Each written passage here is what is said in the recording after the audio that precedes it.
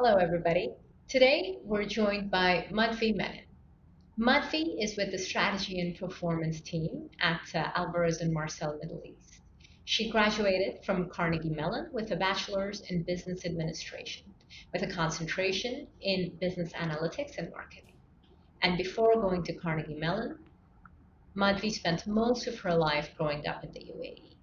Madhvi, thank you for joining me today.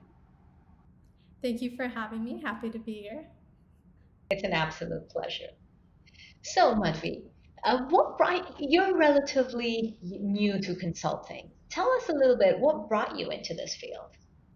Well, especially in terms of business administration, you're able to involve yourself in different types of business, whether it be marketing, finance, communications, operations. And I felt like as a fresh graduate, that was something I want to still keep myself involved in. I want to be able to explore different areas of business, explore different aspects, and further my career with fast growing skills and knowledge that I can attain from the top leaders in the industry. And that's when I started to really look into consulting. And I feel like as a fresh graduate, not just for me, I think everyone who goes into business, it's such a great opportunity for you to grow and learn as much of your skills as possible. So I think that's what really got me into consulting in the beginning. Very interesting. Now, you're one of those who was in frankly, a very tough situation of having to look for a job during the pandemic. You graduated last year, and like many others, you found yourself in a situation where the whole world was effectively on pause, and you had to go, you had to find something to do. How did you get through that, and how did you end up, finding us? I think, especially for being someone who's part of finding a job during the pandemic, it is a very difficult thing to do, especially since everyone is facing the same kind of problems as you are. And I think it's not only important to focus on finding a job, it's also important to focus on developing your skills and trying to keep yourself motivated during a time like this. And I feel like three different aspects of yourself are key to develop these kind of motivational aspects and to really keep yourself going and to keeping yourself feeling like you're still contributing to your own skill sets at the same time. The first would be to keep yourself healthy. The second would be to do something that keeps you happy.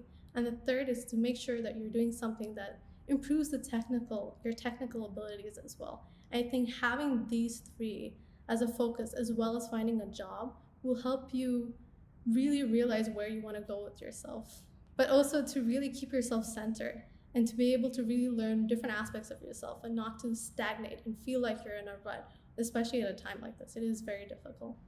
Yeah, I can imagine, right? Because you go from an environment of being around people, doing so many things, being busy, being focused, being driven, to frankly in an environment where there's so much uncertainty and you don't really know what's going on. And all the traditional ways of looking for a job, trying to make a move, the next step just aren't quite as relevant anymore. So indeed, I think you get to a point where you say, "All right, I keep doing what I'm doing. I keep trying to figure out how else to get a job and move forward. But how else do I keep myself sane and feel like I'm contributing?" So I love your 3 point system: stay healthy, stay happy, and just keep learning, keep improving while you're looking for a job, and eventually it will happen. Exactly. Yeah, no, absolutely. Absolutely. One of the things that always strikes me is if I look across, especially regionally, in terms of graduates, a very high proportion of the graduates in the universities tend to be women. 50, 60, 70%, depending on which countries you look at, which years you look at, which is a high number. Yet, if you look at in the workforce, that number is not quite as high. It tends to be a bit lower than that. In terms of finding a job, Saeeda, in your perspective, how do you feel recruiting has been during the pandemic? Since it doesn't only affect people finding a job, but also businesses trying to recruit Yeah. as well. Look, I think that's a great question, Madhvi, and thank you for asking. I think the way we have recruited in the past has been very heavily around number one, going onto campuses, doing a lot of conversations and interviews and trying to recruit from there. Number two, we've gone selectively through headhunters and through personal connections, and just number and just trying to make sure we get the best candidates for the roles. I think as part of the pandemic, it's just become a little bit more difficult to reach people in some of the more traditional ways. So the job fairs, the career fairs, being on campuses, talking to a lot of people simply is not possible anymore. So in terms of finding the right candidates, we've had to become a lot more creative and we've had to become a lot more digital. So what is now increasingly important are digital channels such as webinars, such as LinkedIn, such as many other things. That's one part of it. But then getting that's finding possible candidates. The interview process has also changed quite a bit.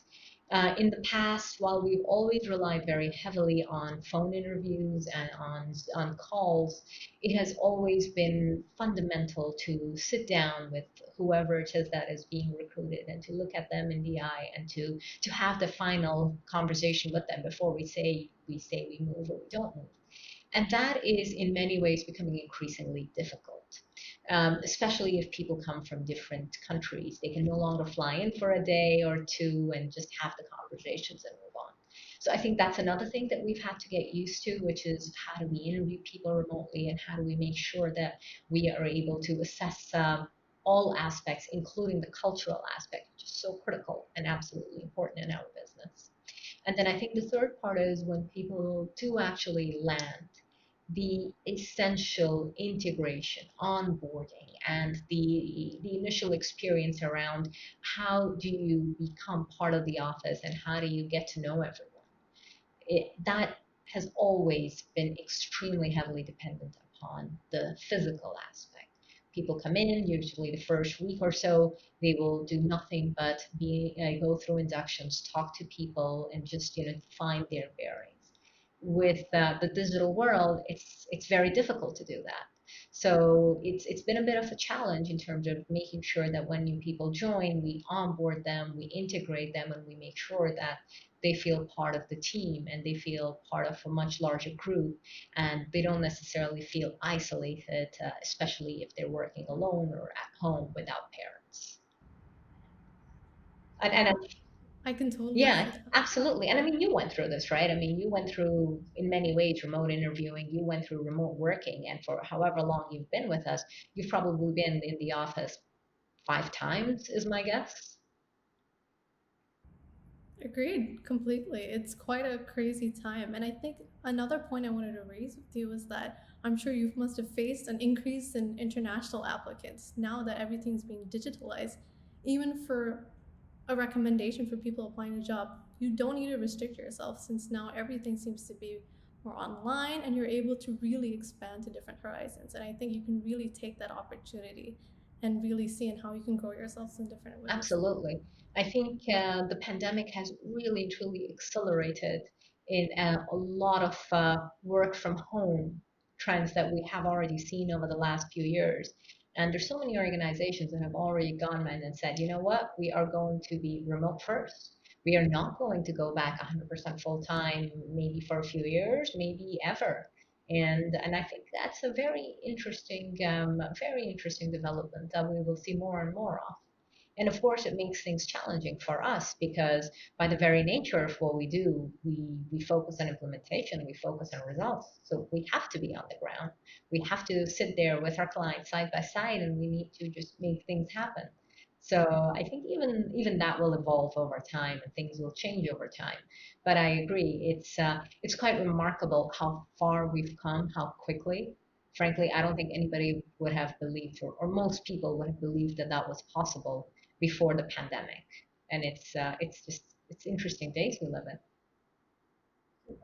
Agreed in. completely. Indeed, indeed.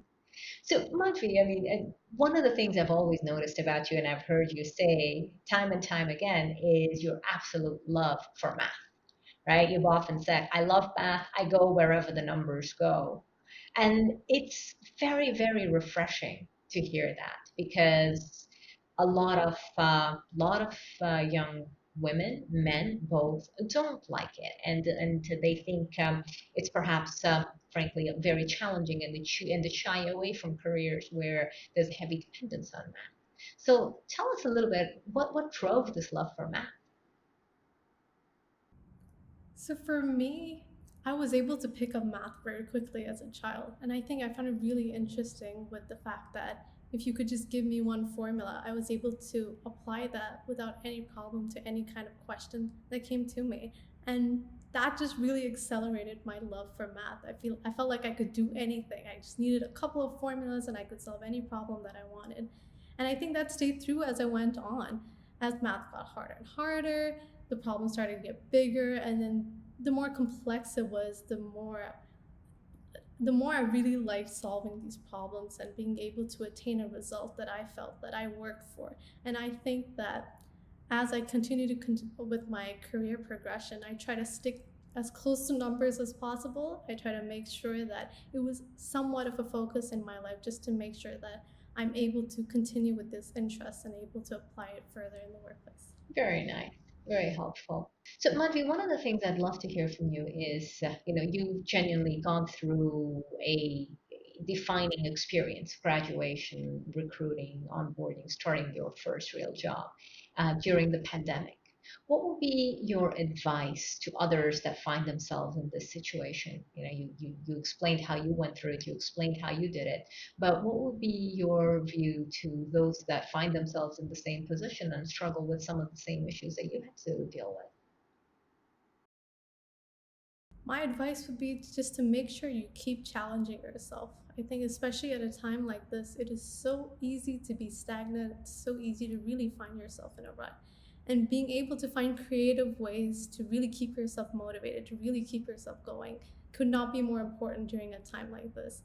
And finding ways, either if it's three aspects of your life or something you really wanted to do, this is probably the best time that you could do it. And I would really advice for you to just take that step forward and really go into creating and finding your own passions. Yeah.